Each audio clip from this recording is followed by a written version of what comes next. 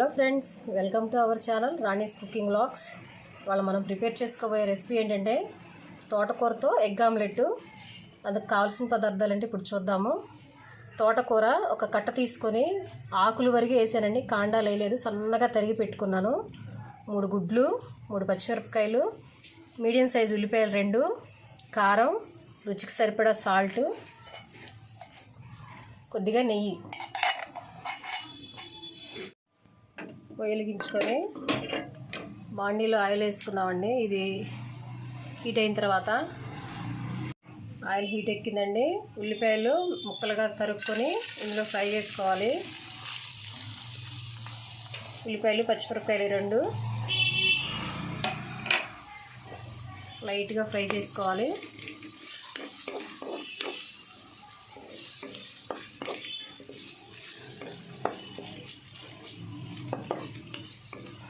ఆకుకూరలు తినని వాళ్ళు ఇలా చేసి పెడితే తెలియకుండా తినేస్తారు.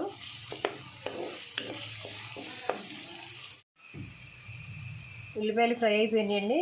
ఇప్పుడు ముక్కలుగా తరిగి పెట్టుకున్న తోటకూర కూడా వేసి లైట్గా ఫ్రై చేసుకోవాలి.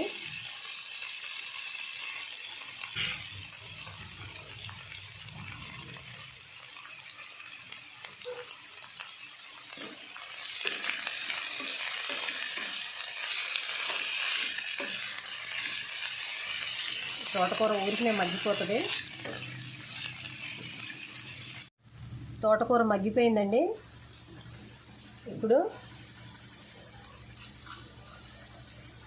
రుచికి సరిపడా సాల్ట్,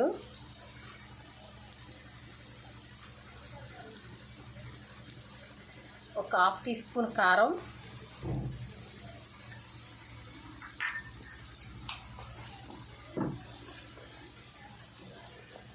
కొద్దిగా పసుపు అన్నీ వేసి ఇంకొంచెం సేపు మగ్గించుకోవాలి. ఆల్రెడీ ఇది బాగా మగ్గిపోయింది, ఫ్రై అయ్యింది. దీన్ని పట్టేలాగా తిప్పుకొని ఆపేసుకోవాలి. ఇది ఫ్రై అయిపోయిందండి. ఈ స్టవ్ ఆఫ్ చేసుకుందాం. ఇప్పుడు ఆమ్లెట్కి ఎగ్స్ పగలగొట్టుకుందాము.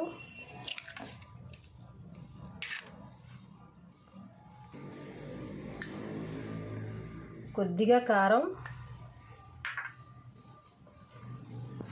ఇందులో కూడా కొద్దిగా ఉప్పు. ఆల్రెడీ తోటకూరలో వేసుకున్నాం కాబట్టి కొంచెం మళ్ళీ ఇది కలిపితే సరిపోదని చెప్పేసి కొద్దిగా వేసుకుంటున్నాను. ఇది బాగా చాలా టేస్ట్గా ఉంటుందండి. మీరు కూడా ఇంట్లో ట్రై చేయండి. ఎగ్లోకి మనం ఫ్రై చేసి పెట్టుకున్న తోటకూర ఉంది కదా, అది వేసుకొని బాగా కలుపుకోవాలి.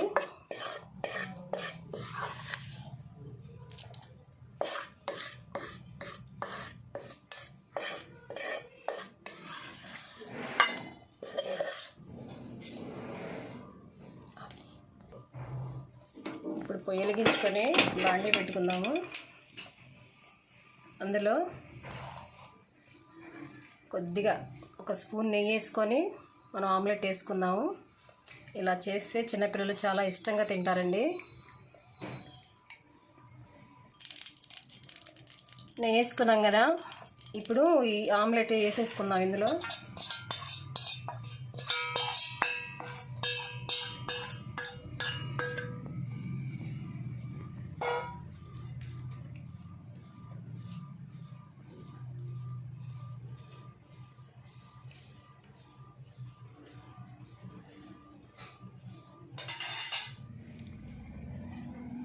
ఇప్పుడు ఆవిరికి వగ్గబెట్టుకుందాం అండి. ఇది బాగా సిమ్లో పెట్టుకోవాలి, లేకపోతే ఇది తొందరగా మాడిపోద్ది, లోపల సరిగా ఉడకదనమాట. సిమ్లో పెట్టుకొని నిదానంగా వేసుకోవాలి. బాగా ఉడికిందండి ఇది. ఇప్పుడు టర్న్ చేసుకుందాము.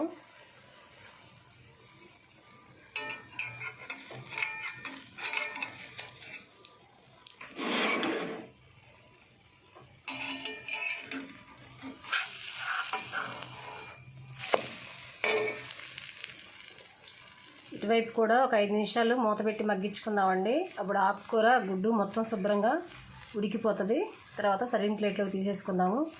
టేస్టీ అండ్ హెల్దీ తోటకూర ఎగ్ ఆమ్లెట్ మీరు కూడా ఇంట్లో ట్రై చేయండి. ఓకేనండి, అయిపోయింది. సర్వింగ్ ప్లేట్లో తీసేసుకుందాము. స్టవ్ ఆఫ్ చేసేసుకొని చాలా నిదానంగా కాల్చుకోవాలండి, లేకపోతే మాడిపోద్ది, పైన మాడిపోద్ది, లోపలంతా అలాగే ఉంటుంది. ఆల్రెడీ తోటకూర ఉడికినా కూడాను కొంచెం నిదానంగా కాల్చుకోవాలి. సర్వింగ్ ప్లేట్లోకి తీసేసుకుందాము. రెడీ అయిపోయిందండి ఎంతో టేస్టీ అయిన తోటకూర ఎగ్ ఆమ్లెట్. ఇంట్లో మీరు కూడా ట్రై చేయండి. కొత్తగా ఎవరైనా నా ఛానల్ చూసినట్లయితే లైక్ చేయండి, షేర్ చేయండి, సబ్స్క్రైబ్ చేసుకోండి ఫ్రెండ్స్. పక్కనే ఉన్న బెల్ ఐకాన్ క్లిక్ చేయండి. అప్పుడే నేను పెట్టే వీడియోలన్నీ మీకు వెంటనే వస్తాయి. Please support.